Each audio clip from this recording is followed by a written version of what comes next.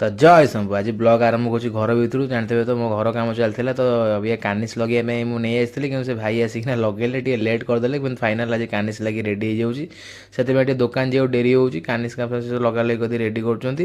ଏପଟେ କଟାକଟି କରି ମାପ କରିବି। ଡବଲ ଏଇଠି ଆମର ଗୁଡ଼ି ବନାଉଛି ମୋ ମାଉସୀ ପୁଅ। ମୁଁ ଏବେ ଚାଲିଲି ଦୋକାନ। ତ ଦୋକାନ ଆସିଲା ବେଳକୁ ମୋ ଫୋନ୍ରେ ଚାର୍ଜ ନଥିଲା, ଚାର୍ଜ ବସାଇ ଦେଇଥିଲି। ତ ତା ଭିତରେ ପେପ୍ଟା ରଙ୍ଗ ଫଙ୍ଗ ମାରିଦେଇ ରେଡ଼ି କରିଦେଇଛି, ଦେଖିପାରୁଥିବେ। ଆଉ ତଳଟା ଖାଲି ଥିଲା ବାକି ସିଲ୍ଭରଟା, ତାକୁ ମାରିଦେଇଛି। ଆଉ ଭିତରେ ରହିଲା ତାର ଏଇ ଫିସ୍ ଗୁଡ଼ାକ, ଏଗୁଡ଼ା ବି ସିଲ୍ଭର ଫିଲ୍ଭର ପକେଇ ଦେଇ ରେଡ଼ି କରିଦେଇଛି। ଏବେ ରହିଲା ପ୍ୟାସନ୍ ଗ୍ଲାମର ପଛ ସବୁ ବ୍ଲାକ୍ ଟିକେ ମରା ହେବ। ବ୍ଲାକ୍ ଫ୍ଲାକ୍ ମାରିଲା ପରେ କାମ କମ୍ପ୍ଲିଟ୍ ହେଇଯିବ। ତା ସାଇଲେନ୍ସର ପ୍ଲେଟ୍ଟା ବି ଅଛି, ସେଟା ବି ମାରିଦେବା। ମରା ହେଲା ପରେ କାମ ଶେଷ।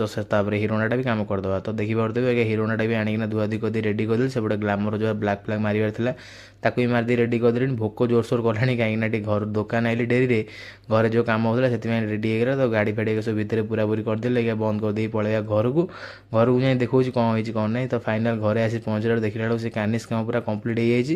ତ ପୁରା ଫିନିସିଂରେ ଭାଇ ଆମର ଫିଟିଂ କରୁଛନ୍ତି। ତ ଦେଖନ୍ତୁ କେମିତି କ'ଣ ଲାଗୁଛି ମୋତେ କମେଣ୍ଟ କରି କହିବେ। ଏଇ ରୁମ୍ର କାମ କମ୍ପ୍ଲିଟ୍ ହେଇଗଲା। ଏଇଟା ହେଲା ମୋ ରୁମ୍, ଖାଲି ଘରଟା କଲର୍ ହେଲା ପରେ କାମ ଶେଷ। ତ ଆଜ୍ଞା ଯେହେତୁ ଆଜି ଅଗିଜଳା ପୁନେଇ, ତ ଏଇଠି ଆମର ଅଗିଜଳା ହେବ। ତ ବାବା କହିଲେ କାର୍ଟା ନେଇକି ଦୋକାନ ପାଖକୁ ପଳା। ଆଜ୍ଞା ମୁଁ ଚାଲିଲି ଦୋକାନ ପାଖକୁ, କାର୍ଟା ଥୋଇଦେବି। ଥୋଇଲା ପରେ ପେପ୍ଟାକୁ ଫିଟିଂ ଫାଟିଂ କରିବି। ତ କାର୍ଟା ଯେହେତୁ ଥୁଆ ହେଲାଣି ଘର ପାଖରେ 15 ଦିନ ଖଣ୍ଡେ ହେଲାଣି, ଗାଡ଼ି ମାଇଲି ଷ୍ଟାର୍ଟ, ଗୋଟାଏ ଥରକେ ଷ୍ଟାର୍ଟ ହେଇଗଲା। ତ ଏଇଠି ଦେଖିପାରୁଥିବେ ପେପ୍ଟା ଫିଟିଂ ଫାଟିଂ କରି ଅଧା ଅଧି କମ୍ପ୍ଲିଟ୍ ହେଇଗଲାଣି। ପଛତିକ ପେଣ୍ଟିଂ କରିସାରିଲେଣି, ଆଗଟା ଫିଟିଂ କରିଦିଏ, ତାପରେ ଯିବା ଅଗି ଜଳିବା ପାଇଁ। ତ ଦେଖିପାରୁଥିବେ ପେପ୍ ଫିଟିଂ କରି ତା ନଟ୍ ବୋଲ୍ଟ ଫଟ୍ ବୋଲ୍ଟ ସବୁ ମାରି ମୁଁ ରେଡ଼ି କରିଦେଲି। କାଲି ସକାଳେ ଖାଲି ଧୁଆ ହେବ। ଆଜ୍ଞା ମୁଁ ଚାଲି ଅଗି ପୁନେଇ ଦେଖିବା ପାଇଁ। ତ ଏଠି ଅଗି ଜଳ ମୁଁ ଆଇଲା ବେଳକୁ ପୋଡ଼ାପୋଡ଼ି ସବୁ ସରିଗଲାଣି। ମୁଁ ଖାଲି ଗୋଟେ ନଡ଼ିଆ ପକେଇଛି, ନଡ଼ିଆ ପଡ଼ିଲା ପରେ ଘରକୁ ପଳେଇବି। ତ ଆଜି ତ ଯାହା ବି ହେଲା ଆପଣମାନେ ସବୁ ଦେଖିଲେ। ଯଦି ଆଜି এই ଭିଡ଼ିଓଟା ପସନ୍ଦ ଲାଗିବ, ଲାଇକ୍ ସେୟାର ସବସ୍କ୍ରାଇବ୍ କରି ରହିଲି। ଜୟ ଜଗନ୍ନାଥ।